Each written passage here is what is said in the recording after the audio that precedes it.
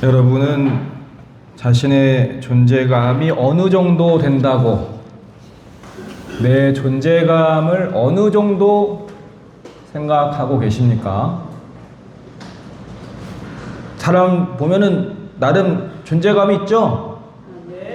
옆에 있는 사람 슬쩍 한번 보세요. 이 사람의 존재감 어느 정도 있나?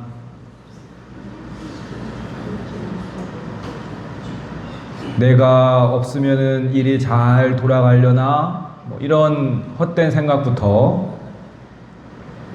어떤 사람은 너무나 이쁘고 너무나 멋있어서 그 존재감이 대단해요. 막 사람들의 막 시선을 막 사로잡는 사람도 있습니다. 근데 어떤 사람은 있는지도 없는지도 모르고 뭐 그런 사람이 있었어? 존재감이 없는 그런 사람들도 있어요. 그래서 오늘 말씀은 예수님이 알려주시는 내 존재감이라는 말씀의 제목인데, 오늘 알아볼 게 남이 느끼는 내 존재감 얘기가 아닙니다. 바로 내가 내 자신을 느끼는 나의 존재감에 대한 내용이에요. 오늘이 이제 14장이잖아요. 사실 오늘 말씀이 주보하고 약간 다른데, 그 말씀이 이제 뭐 한 시작 초반부터 시작해서 오늘 우리가 같이 읽었던 말씀이 약간 하이라이트라고 할 수가 있겠습니다. 14장 1절에 보면은 예수님께서 한 바리새인 집에 들어가셨어요. 떡잡수시러 들어가셨다라고 성경 보세요. 14장 1절 보면은 떡잡수시러 들어갔다 라고 이렇게 나오는데, 이곳에서 예수님께서는 이 수종병 든 사람을 고쳐주십니다. 수종병이라는 게 어떤 뭐 소화계통에 문제가 있어가지고 이 배가 막 남산처럼 부풀어 오르는 그런 병이에요. 그래가지고 이 수종병의 특징은 이 병이 걸린 거를 한눈에 알아본다. 뭐 임신하셨? 약간 이런 식으로 눈에 너무 띄어. 그게 이제 그 당시에 수종병의 특징이라고도 얘기할 수가 있겠습니다. 근데 여기서 이 사람들이, 이게 바리새인 집이잖아요. 바리새인들과 율법학자가 예수님을 골탕 먹이려고, 사실 뭐 말이 좋아서 골탕 먹인 거지, 예수님을 굉장히 난처하게 하고, 그리고 예수님을 괴롭히고, 예수님을 공격하고, 예수님을 막 안 좋게 하는 거죠. 여러분이 여러분의 지금 어떠한 일을 해요. 근데 어떤 사람들이 계속 쫓아오면서 태클 걸고 방해하고 이러면 되냐? 이게 맞냐? 이렇게 하면은 이 스트레스를 넘어서 일의 위욕이 사라지고 못해 먹겠다. 뭐 이런 얘기가 나올 수 있거든요. 예수님께서 한두 번 이런 게 아닙니다. 그때 예수님께서 유명한 말씀을 하세요. 일단 예수님께서 안식일에 병 고쳐주는 것이 합당하냐 아니냐라고 먼저 물어봐요. 아니, 그 사람들이 대답을 하니까, 잠잠하니까, 너희 중에 누가 아들이나 소가 우물에 빠졌으면 안식일이라도 곧 그를 끄집어내지 않겠느냐? 하물며 이 배가 지금이라도 터질 것 같은 이 병든 자녀를 고치는 것이 합당하지 않겠느냐? 이게 여기에 기록되어 있지 않은데요. 13장인가? 보면은 비슷한 말씀이 있어요. 그 허리 꼬부라진 여인을 고치시면서 이 불쌍한 아브라함의 딸을 이렇게 고치는 것이 합당하지 않겠느냐. 그래서 이미 한번 얘기하셨던 말씀이에요. 근데 또 얘기한다라는 거는 안식일 날마다 병 고치면은 얘네들이 와가지고 막 태클을 건다라는 거예요. 그래가지고 예수님께서 반복적으로 얘기해. 야, 생명 구하는 거, 그래가지고 전에는 그 얘기 했거든요. 야, 너네 소, 말, 물 먹이로 강가에 데려나가지? 안식일에 안 갈 거야? 걔들 생명 유지하려고, 너희들 재산 보호하려고 그렇게 하는 거잖아. 하물며 이 불쌍한 딸이 18년 동안이나 허리 꼬부라져가지고 힘들게 살고 있었는데 그거를 고치는 것이 하나님의 뜻에 합당하지 않겠느냐? 라고 얘기한 바가 있어요. 근데 이번에 고치니까 또 그러는 거예요. 그래서 예수님께서 미리 말씀을 하시면서 한바탕 소동이 일어났습니다. 그 이후에 7절을 보면은 이거 그 유명한 그 아랫자리에 높은 자리에 스스로 앉지 말라 이런 내용이 있습니다. 오늘 여기 같이 할 그런 좋은 말씀인데요.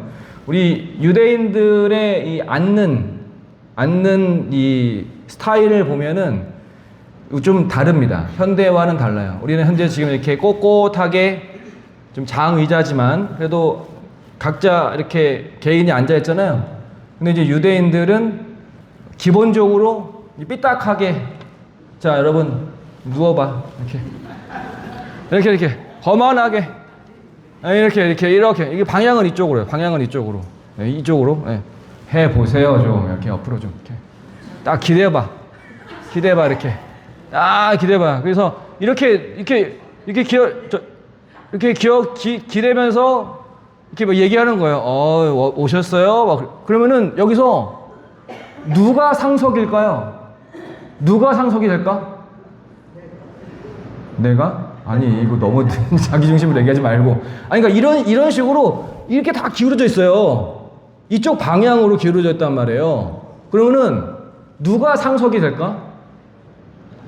요쪽이 상석일까요? 요쪽이 상석일까요? 왜? 이렇게 보니까. 자, 그래서 여러분 이쪽에 계신 분들 아래 사람들 한번 쳐다보세요. 편하죠? 여기 있는 사람들, 여기 있는 분 쳐다보세요. 힘들죠? 아니 몸을 이렇게 하지 말고 몸은 이렇게 된 상태에서 이렇게 봐야 돼요. 이렇게. 무슨 말인지 아시겠어요? 그렇기 때문에 상석은 이쪽 사람들입니다. 아시겠죠? 자, 다시 한번 해보세요. 자, 기울여보고 옆에 똑같은 줄 한번 쳐다보세요. 그리고 밑에 있는 사람들, 위에 사람 쳐다보세요. 네, 이런 식으로 상석이 이제 나눠지게 됐고요. 사람들은 좀 알게 모르게 내가 좀 상석에 좀 앉았으면 좋겠다 라는 그러한 좀 소박한 바람을 갖고 약간 눈치를 보면서 좀 앉기도 하고 그랬어요. 근데 우리 예수님께서 지금 비유로 말씀을 하시는 거잖아요. 혼인잔치에 갔을 때 높은 자리에 앉지 마라. 상석에 가서 네가 함부로 가서 앉지 마라. 그러지 않으면 너보다 더 높은 사람이 청함을 받은 후에 주인이 그 사람을 데리고 와서 이 자리 미안한데 이 사람한테 좀 앉으려고 하니 죄송한데 자리 좀 비켜주시면 안 되겠습니까? 라고 얘기를 할 때 네가 부끄러워서 끝자리로 가게 되리라 라고 말씀을 하셨어요. 그래서 청함을 받았을 때 10절 보니까 차라리 끝자리에 앉으라. 그러면 너를 청한 그 사람이 와서 너더러 벗이어 올라 앉으라 하리니 그때야 함께 앉은 모든 사람 앞에서 영광이 있으리라 라고 이야기를 했어요. 그래서 11절 보니까 그 7절부터 11절까지 결론이 바로 이겁니다. 자기를 높이는 자는 낮아지고 자기를 낮추는 자는 높아지리라 라고 주님께서 말씀을 해 주셨어요. 12절 이후 보면은 또 너희들이 어떠한 잔치를 베풀고 누구를 초청을 할 때 너의 친구들이나 초청을 받을 만한 사람을 초대하지 말고 갚기 어려운 사람들, 좀 과분한 사람들에게 초대장을 돌려라. 그럼 그 사람들이 어머 나를 초대했어? 세상에 와 너무나 감사합니다. 내가 가도 돼요? 라고 하면서 그들이 갚을 것이 없다 하며 너희들에게 감사하리니 그것이 너에게 복이 될 것이다 라고 말씀을 하셨어요. 그래서 이 말씀을 딱 한 후에 어떤 사람이 하나님 나라에서 떡을 먹는 자는 복되도다 라고 소리를 질렀어요. 우리는 한번 소리를 질러볼까요? 하나님 나라에서 떡을 먹는 자는 복되도다. 다 외우셨어요? 하나님 나라에서 떡을 먹는 자는 복되도다. 자, 준비되셨어요? 아직 정신. 하나님 나라에서 떡을 먹는 자는 복되도다. 자, 시작. 하나님 나라에서 떡을 먹는 자는 복되도다. 아직도 안 하는 사람이 있는 건 아니겠죠? 네, 다시 하진 않겠습니다. 자, 이렇게 하나님 나라에서 떡을 먹는 자는 복되도다! 라고, 얘기했어요. 얼마나 예수님의 말씀이 은혜로웠으면 이 사람이 딱 일어나가지고 막 이거를 막 외치는 거예요. 그때 예수님께서 이르시되, 오늘 말씀 본문의 첫 시작입니다. 16절 보니까 이르시되 어떤 사람이 큰 잔치를 베풀고 많은 사람을 청하였다 라고 그랬어요. 우리가 잘 알고 있는 비유 말씀이죠. 어떤 사람은 누굽니까? 하나님이시죠. 하나님께서 많은 사람들을 초청했어요. 마치 천국에 초청하시는 것 같기도 하고요. 유대인들을 자신의 백성으로 초대하는 것 같기도 하고요. 또 교회에 나오라고 초대하는 것 같기도 하고, 아무튼 하나님께서 큰 잔치를 베풀고 많은 사람을 초청을 했습니다. 근데 미리 초청을 했어요. 그래서 그 사람들은 알고 있었습니다. 근데 이제 잔치가 시작되기 바로 전에 다시 리마인드를 해서, 자, 이제 곧 시작하니까 이제 오세요. 준비해서 오시면 됩니다. 라고 얘기할 때 세상에 모두가 다, 어머머, 내가 급한 일, 아니 중요한 일이 갑자기 생겨버려가지고 그 잔치를 못 가게 됐습니다. 라고 얘기를 하게 된 거예요.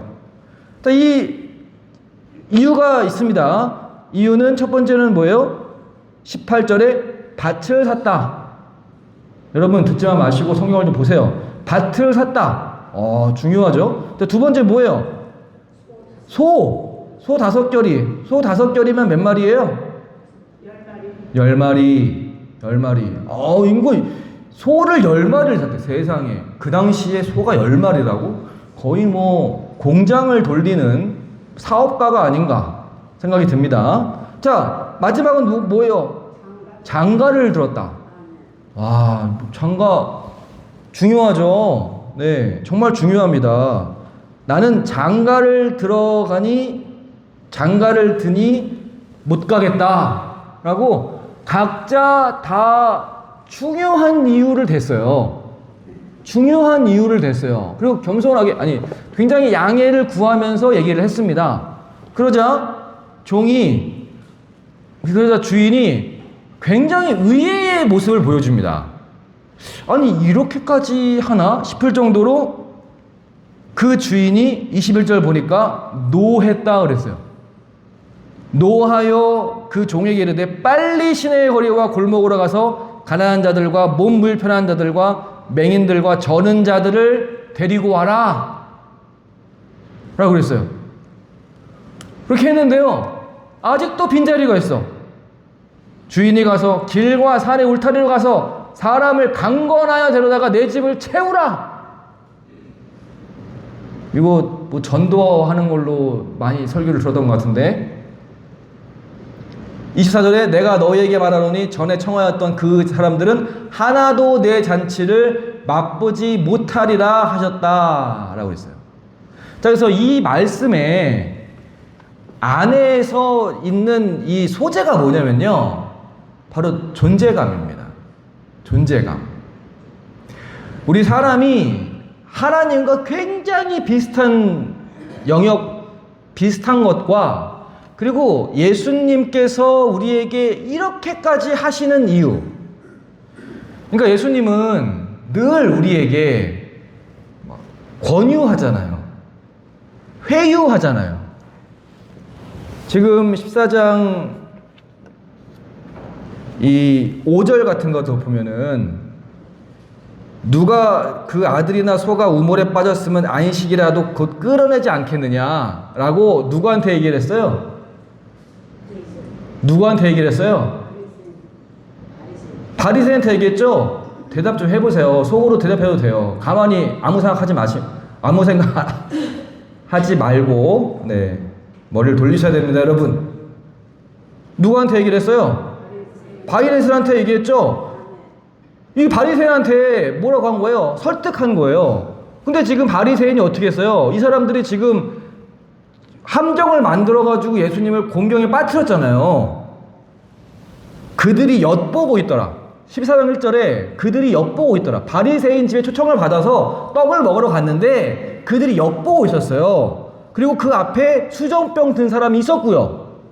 예수님께서 그냥 대답을 하면서 선빵을 죄송합니다. 뭐 이렇게 한 거예요. 근데 어때요? 예수님께서는 어떤 식입니까? 예수님께서는 설득을 계속 하시는 거예요. 설득을. 이 사람들은요, 예수님의 적입니다. 나중에 예수님을 죽이는 살인자예요. 범죄자들입니다. 예수님은 그것을 당연히 아시고요. 그럼에도 불구하고 예수님은 그들을 끝까지 포기하지 않고 계속해서 자신의 스타일로 얘기하십니다. 어떤 스타일이에요? 회유하고 권유하고 제안하는 방식으로 얘기를 하세요. 너무나 우리 측면으로, 우리 편으로 얘기를 하세요. 자, 11절 보십시다. 11절. 자기를 높이는 자는 낮아지고 자기를 낮추는 자는 높아지리라. 자, 예수님께서 원하시는 건 뭐예요? 낮은 자리에 임하다라는 거잖아요. 근데 어떻게 말씀하셨어요? 자기를 높이는 자는 낮아지고 자기를 낮추는 자는 높아지리라. 그래서 이 말을 어떻게 들을 수도 있냐면, 너 높아지려면 낮아져. 그러면 높아질 거야 라고 얘기하는 것 같거든요. 실제로 그렇게 많이 얘기하십니다. 그 왜 그래요? 우리한테 잘 들리게 하려고 그러는 겁니다. 예수님하고 비슷한 사람이면요, 이렇게 얘기할 이유가 없어요. 왜? 이건 약간 저렴해 보이는 말투거든요. 논리거든요. 이렇게까지 생각할 필요가 없습니다. 예수님이 더 높아지려고 낮아지십니까? 아니죠. 예수님께서는 낮아지는 것 이유가 우리를 너무나 사랑하시고 그것이 가장 좋은 예수님의 방법이기 때문에 낮은 것으로 주님께서는 선택하신 것이에요. 높아지려고 낮아지는 게 아닙니다. 그래서 예수님께서 말씀하시는 것은 항상 우리를 위한, 우리 편에서의 우리의 방법으로 얘기를 하고 계세요. 바리새인들조차도 끝까지 이 사람들은 나의 적이 될 거고 나에게 한 번이라도 좋게 얘기 안 할 거고 결국 나에게 등에 칼을 꽂을 것을 알면서도 주님께서는 계속해서 회유의 말씀을 주십니다. 그 이유가 뭘까요? 바로 예수님은 그러한 존재이시기 때문이세요. 자, 그래서 예수님과 하나님 또는 우리 공통적인 특징이 있는데 그것은 뭐냐면 바로 너무나 잘난 존재다라는 겁니다. 하나님이 원래 그러신 분이고요. 하나님께서 우리를 만드실 때 그러한 잘난 존재로 만드셨어요. 그래서 그것을 굉장히 흡족하게 생각하십니다. 너무나 소중하고 너무나 값진 존재로 만드셨어요. 최첨단, 최고로 비싼, 가장 심혈을 기울인 어느 곳과도 비교할 수 없는 값진 존재로 만들어 버렸어요. 그리고 본인도 그렇게 생각해요. 하나님도 너는 참 소중한 존재다. 너는 참 값진 존재야. 라고 누가 나를 이렇게 보세요? 누가 대답을 해보세요. 누가 나를 이렇게 보세요? 하나님이 나를 그렇게 보십니다. 뭐라고요? 너는 따라해봅시다. 너는 값진 존재야. 너는 값진 존재야. 누가 본다고요? 하나님이니까 나를 값진 존재로 만들고 값지게 보신다는 겁니다. 그럼 우리는 어떻게 해야겠어요? 다른 사람도 그렇게 봐야겠죠? 근데 세상은 어떻습니까? 세상은 나를 값지게 봅니까? 아니에요. 세상은 나를 값지게 안 봐요. 자기를 값지게 보죠. 내가 값지게 보이고 다른 사람이 좀 값없게 보여야 내가 오히려 더 값지게 빛나는 그런 것이 바로 세상의 논리이기 때문에 나를 값지게 보지 않습니다. 값지게 생각하지 않아요. 근데 하나님께서는 나를 다른 사람을 값지게 보는 것이 바로 하나님의 모습인데 하나님 자체가 바로 그러신 분이시기 때문에 그래요. 하나님께서 모세에게 자기를 설명할 때 뭐라고 했습니까? 나는 나다. 나는 나다. 나는 스스로 있는 자다. 그러잖아요. 여러분 예전에 여고 시절 때 그거 한번 해보셨어요? 야 따라해 봅시다. 야 나야 나. 해보세요. 이게 눈을 이렇게 고개를 약간 들고 눈을 약간 밑으로 본 다음에 야 해봐요 한번. 야 나야 나. 눈을 동그랗게 뜨고 이렇게 나. 한번 다시 해보세요. 야 가슴에 손을 이렇게 탁탁. 야 나야 나. 그거 있잖아요. 나야. 여자분들이 좋아하시는 약간 그런 거 있잖아요. 나야 나. 하나님의 컨셉이 바로 그거예요. 나다. 나? 내가 누구냐고? 몰라? 나야 나. 너 설명해줘도 몰라? 나야 나. 그게 바로 하나님이세요. 그냥 자존감으로 똘똘 뭉친 분. 내가 최고다. 내가 최고다. 라고 본인이 이렇게 생각하세요. 그러면서 우리를 딱 만드셨는데 너무나 귀하게 만드시고 그 모습도 약간 좀 투영하게 하셔가지고 이 만들어진 인간도 그렇게 생각을 하고 하나님은 너무나 그걸 소중하게 생각하는 분이기 때문에 그 자체를 굉장하게 소중하게 보시는 거예요. 그래서 하나님께서 나를 그렇게 소중하게 보시는 겁니다. 여기서부터 이제 문제가 생기는 거죠. 자, 어떤 문제가 생깁니까? 하나님께서 잔치를 만들어서 초대를 했어요. 근데 이 사람들이 못 가겠대. 뭔 이유 때문에? 내 중요한 이유 때문에. 내 중요한 이유. 첫 번째 뭐였어요? 밭을 사는. 이거 머리가 안 돌아요. 밭을 사는. 두 번째 뭐였어요? 소 5결이. 세 번째 뭐였어요? 장가 드는 거.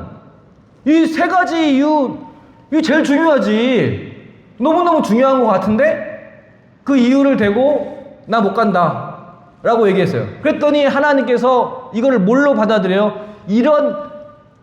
이런 괘씸한, 감히 니네들이 내 잔치를 안 온다고? 하면서 역정을 내는 거예요. 마치 나의 존재감에 상처를 내는 그러면서 다른 사람을 막 불러와라 하는 이유가 바로 자기 자신을 너무나 귀하게 생각하기 때문에 그래요. 내 인생에 스크래치 나는 거 내가 못 본다. 네가 감히, 내가 초대했는데, 네가 감히, 내가 만들었는데, 네가 감히, 내가 있는데 다른 사람을 너의 이유만으로 이렇게 거절할 수가 있냐? 라고. 이해가 안 되세요? 받아들이기 힘드나? 하나님께서 하시는 이유가 바로 이거예요. 네가 뭔데? 네가 감히 어쩌면 이럴 수 있냐? 그러면서 하나님께서 약간 좀 삐진 것 같은 느낌으로 내 잔치를 다른 사람에게 채워라 그러잖아요. 약간 어린애 같기도 하고 약간 이상한 느낌이 약간 들잖아요. 그 이유가 자기 자신을 너무나 큰 존재, 자기 자신의 그거를 너무나 크게 보셔서 그래요. 그건 나쁜 게 아닙니다. 그것은 하나님의 특징이자 하나님께서 원하신다면 누가 해야 돼요? 내가 하면 돼요. 하나님, 제가 일당100으로 제가 다 데려가서 잔치를 다 채우겠습니다. 제가 하나님의 종이 되어 길과 산의 울타리로 가서 모든 사람을 강권하여 다 데려다가 그 집을 채우겠습니다. 할렐루야. 이렇게 내가 하는 거예요. 그 이유가 바로 하나님께서 자기 자신을 너무나 크고 위대한 존재로 생각하시기 때문에 그렇습니다. 그 너무 좋은 거예요. 하나님 당연히 그러셔야죠. 근데 어쩌면 좋아요. 그게 우리의 중요한 것과 갑자기 이제 대결 모드가 돼서 걸리게 됐잖아요. 야, 이 사람들 특별한 사람은 아닌 것 같아요. 일반적인 사람인 것 같고 안정적인 사람이고 또 이유가 있었습니다. 밭도 사고 소도 사고 예의 바르게 거절 의사를 밝혔음에도 불구하고 하나님께서는 자신의 명예를 훼손시킨 것이라고 하면서 회복할 수 없고 너 내 잔치에 못 들어온다 이놈아 그러면서 완전히 단절을 선언을 하셨어요. 너무 화가 난 거예요. 그러면서 다른 사람, 가난한 사람과 병든 사람, 소경들과 저는 자들을 데려와라. 그래서 이 전에 예수님이 하셨던 말씀과 약간 연결이 됩니다. 예수님께서 어떤 말씀을 하셨습니까? 자, 13절 보니까 잔치를 베풀거든 차라리 가난한 자들과 몸 불편한 자들과 저른 자들과 맹인들을 청하라.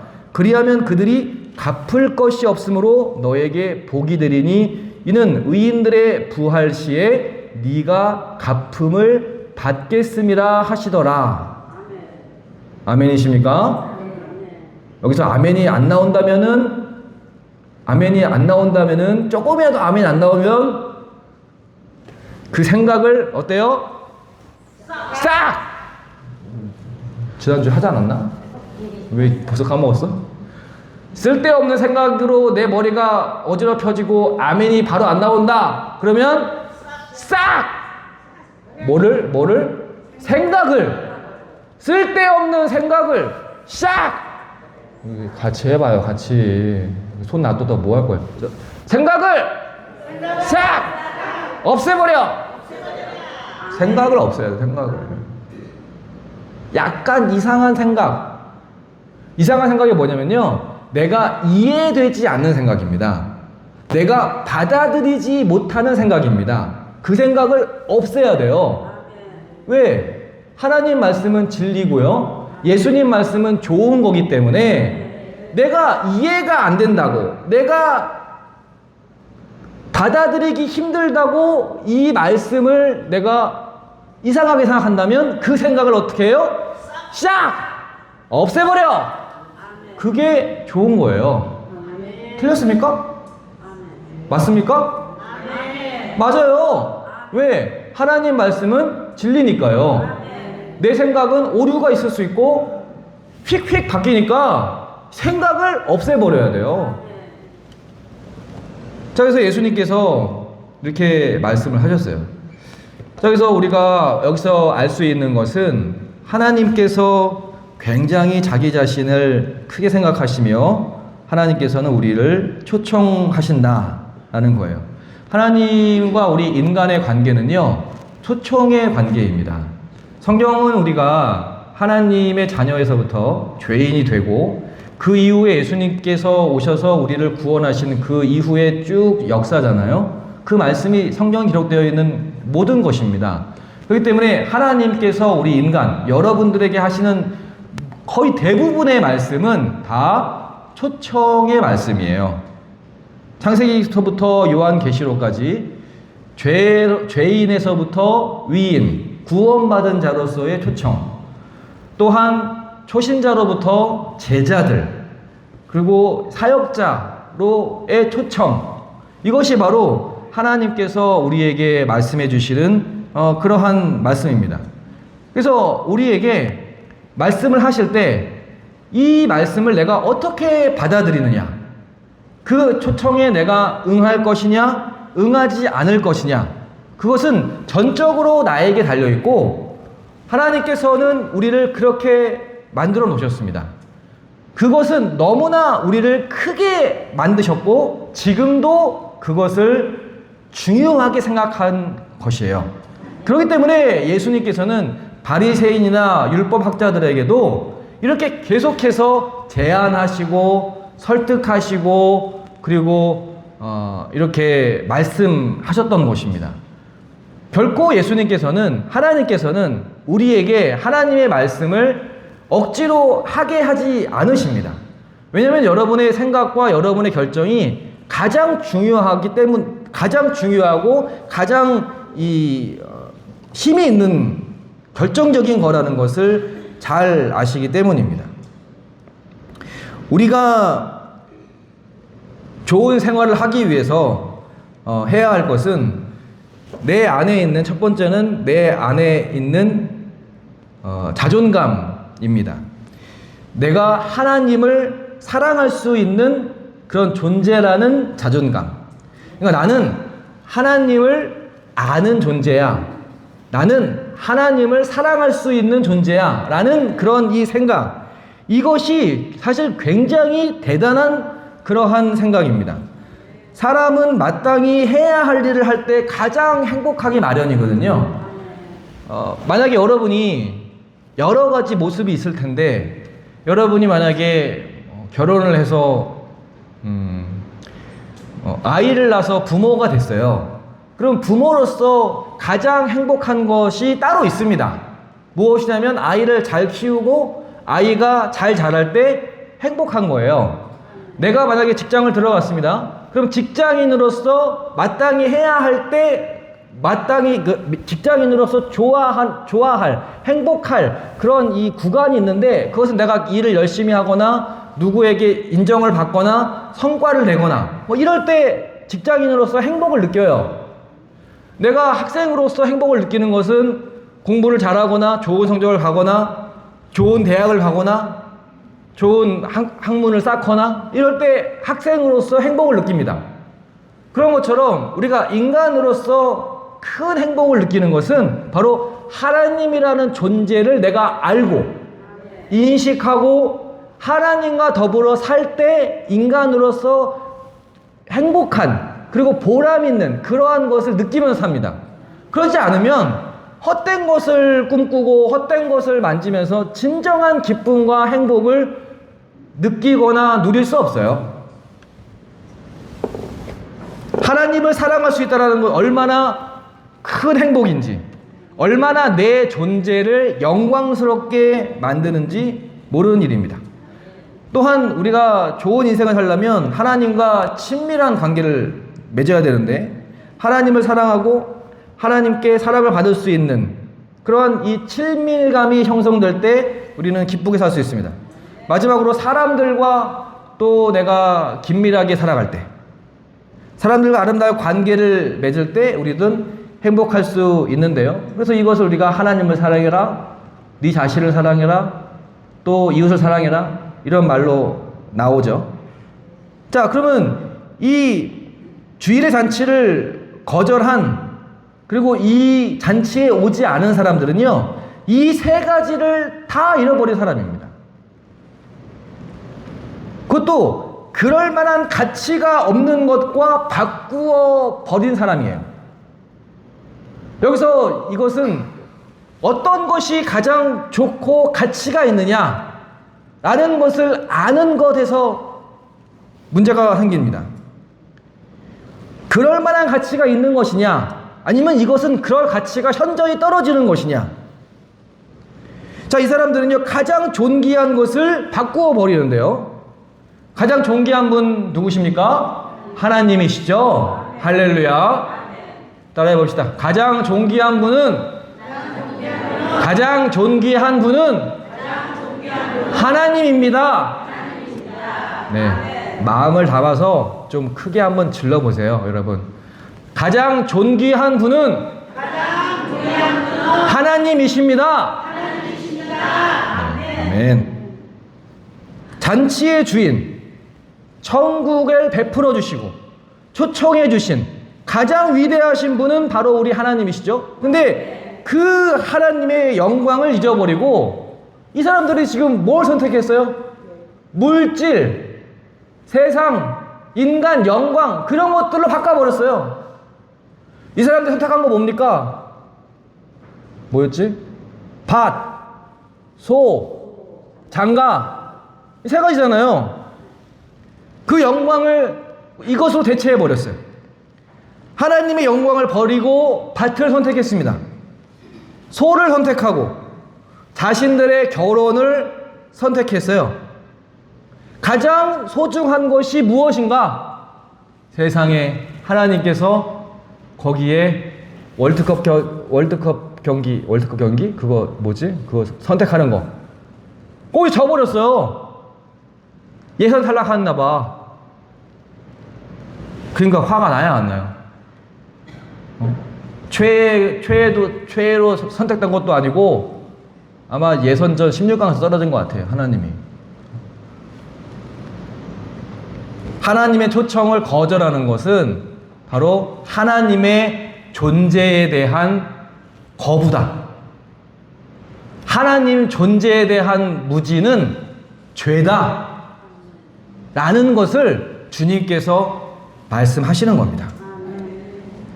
왜냐하면 너희들도 우선권을 갖고 너희들도 그것을 중요하게 생각하지 않느냐. 그것을 너희들은 선택하는 존재이고 그렇게 선택을 받고 싶어하고 높이 올라가고 싶은 존재인데 너희들이 이걸 선택했기 때문에 하나님의 신이 하나님의 신앙을 저버린 사람이 되는 것이다 라고 말씀을 하시는 거예요. 이 구절은 앞에 나오는 구절과 연결됩니다. 상좌에 앉으려고 하지 말고 스스로 낮아지라는 교훈이 있었죠. 높은 자리만을 찾는 자들은 자신들이 대접을 받는 자리인가 아닌가를 가려서 초청을 받거나 거절을 해요. 반면에 가난하고 병들고 힘든 사람들, 그런 사람들은 누가 초대하면요 감사해서 정말요? 감사합니다. 세상에 고맙습니다 하면서 기꺼이 응해요. 그래서 예수님께서는 마음이 가난한 자들은 복이 있다고 하셨습니다. 자, 그럼 마음이 가난한 것은 어디에 마음이 가난해져야 되느냐? 내가 없어서 마음이 가난해진 거? 그거는 너무나 소극적인 것이고요. 왜 마음이 가난해졌냐? 바로 하나님을 가장 크게 보고 하나님을 가장 잘 모시는 마음이기 때문에 마음이 가난한 자인 것입니다. 애통하는 자, 세상 가운데에 버림받고 세상 가운데 치여서 그래서 애통하는 자가 복이 있습니까? 물론 그래서 하나님을 바라보게 된다면 그 사람 복이 있죠. 그러나 이 애통하는 사람, 바로 하나님의 영광을 보지 않고 이 세상을 바라보는 그러한 상황 때문에 눈물 흘리고 슬퍼하는 애통하는 자들은 위로를 받고 주님께서 놀라운 이 가품, 여기 보니까 의인들의 부활 시에 네가 가품을 받겠다 이렇게 말씀을 하시는데 그렇게 또 주신다고 하셨어요. 자, 그래서 예수님께서 오늘 말씀하시는 것은 하나님은 존재감이 너무나 크신 분이다. 너희들도 존재감이 크지. 너희들도 중요한 거 있는 거 알아. 그런데 그 중요하게 생각하는 거 어디서부터 왔는지 아냐? 그것은 바로 하나님에서부터 왔어. 하나님이 너희들을 가장 소중하게 생각하는, 아니 그 근본으로 하나님께서 자기 자신을 가장 소중하게 생각하는 그것서부터 너희들의 것을 소중하게 생각하는 거, 그 마음이 왔다고. 근데 요즘에 어때요? 내 자신도 사랑하지 못하죠? 내 자신도 귀하게 여기지 못하는 것이 요즘 시대입니다. 그러나 우리 하나님은요 변하지 않아요. 하나님은 따라해봅시다. 하나님은 가장 위대하신 분이다. 하나님은 가장 위대하신 분이다. 가장 위대하신 분이세요. 가장 위대하신 분이라고 찬양하면 찬양할수록 여러분도 위대해진다라는 것을 여러분 아십니까? 여러분도 위대해진다고 느껴진다라는 것을 여러분 아십니까? 이 세상에 어떤 사람도요 다른 사람을 찬양하는데 나도 위대해진다고 느껴지는 거는 별로 없어요. 시간이 지날수록 결국 알게 됩니다. 아, 이 사람은 나를 올리거나 높일 생각이 없구나. 아, 이런 것이 아니구나 라는 것을 깨닫게 돼요. 왜냐하면 세상이니까요. 그러나 하나님께서 높임을 받고 주님께서 영광을 받으면 받을수록 그것을 행한 자들은 그 마음 가운데에 높임과 영광과 감사와 은혜와 모든 것이 함께 찾아오게 되는 것이에요. 왜 그러냐면 하나님이 그러한 분이고 나는 그 하나님을 닮아가는, 하나님의 모습을 내가 닮아가서 비슷하게 되는 영역의 사람이기 때문에 그렇습니다. 그러한 행동이기 때문에 그렇고요. 그래서 여러분 마음 가운데에 정말 소중한 것, 그것이 만약에 느껴진다. 내 자식이 소중하다. 내 이거 소중하다. 최근에 뭐 산 거 이거 소중하다. 뭐 소중하다라는 거 가끔씩 느끼잖아요. 그런 거 느낄 때 하나님께서 나를 얼마나 소중하게 생각하는지 한번 또 생각했으면 좋겠고요. 마지막으로 우리 예수님께서 우리를 어떻게 생각하시는가, 예수님의 존재감에 대해서만 생각을 해보도록 하겠습니다. 자, 우리 예수님께서 굉장히 비극적인 말씀을 하셨는데 13장의 31절을 보시면요. 13장의 31절을 보면은 우리가 14장 쭉 읽었잖아요. 근데 13장 31절을 보면은 바리새인들이 나와서 예수님을 협박을 합니다. 헤롯이 당신을 죽이고자 합니다. 그러니까 빨리 떠나세요. 그 당시에 세례 요한이 참수형 당해서 죽었을 때예요. 목 잘려 죽었거든요. 그 헤롯이 그랬어요. 그 헤롯이 당신을 죽이려고 해요. 빨리 도망가세요. 라고 약간 정치적인 어떤 그런 말 비슷하게 얘기를 한 겁니다. 그랬더니 예수님께서 너희는 가서 저 여우에게 이르되, 헤롯을 얘기하는 겁니다. 오늘과 내일은 내가 귀신을 쫓아내며 병을 고치다가 제3일에는 완전하여 지리라 하라. 그러나 오늘과 내일과 모레는 내가 갈 길을 가야 하리니 선지자가 예루살렘 밖에서는 죽는 법이 없느니라. 할렐루야. 다 이해가 되시죠? 중요한 거는 34절입니다. 예수님께서 본인을 어떻게 생각하시느냐를 말해주고 있어요. 예루살렘아 예루살렘아 선지자들을 죽이고 너에게 파송된 자들을 돌로 치는 자여, 암탉이 제 새끼를 날개 아래에 모음같이 내가 너희의 자녀를 모으려 한 일이 몇 번이냐. 그러나 너희가 원하지 아니하였도다. 자기 자신을 뭐라고 얘기하고 계세요? 암탉이라고 얘기하고 계십니다. 예수님께서 본인 자신을 어떻게 생각하시는지, 나는 어떠한 존재다 라고 생각하는 그 생각이 자기 자신의 행동을 만들어내는 겁니다. 내가 하는 말은요, 나의 구성에서부터 나오는 거예요. 내가 생각하니까 그 말이 튀어나온 겁니다. 내가 그 생각을 맨날 하니까 그러한 말과 행동이 나오는 거예요. 예수님은 어떻습니까? 예수님은 이 자녀를 모으려고 하고 자녀를 키우려고 하고 그런 것이었어요. 그러나 결국 예수님께서는 결국 돌아가시게 되죠. 그러나 예수님께서는 어떻게 하십니까? 33절에 그러나 오늘과 내일과 모레는 내가 갈 길을 간다 라고 그랬어요. 갈 길을 간다. 그건 뭐냐면 예수님도 자신의 뜻을 정하고 자신의 뜻대로, 내 뜻대로, 그것은 뭐예요? 내 존재감으로 행한다라는 거예요. 그래서 하나님하고 예수님하고 여러분하고 똑같습니다. 하나님께서 우리 인간을 그렇게 잘난 존재로 만든 이유가 바로 이거예요. 그 존재감, 그 잘난 존재감, 내가 결정하는 그거, 내가 생각하는 그거, 내가 좋아하는 그거, 그걸로 내가 이것을 한다. 이렇게 할 것이다. 이렇게 살 것이다. 라는 그런 것입니다. 우리 주님께서 여러분을 어떠한 존재로 만드셨는지, 그리고 나는 어떠한 존재로 살아가야 할 것인지 각자 나름대로 다 알려주시고 또 이렇게 이끌어 주시는데요. 여러분의 귀한 존재를 잘 활용하시기를 바랍니다.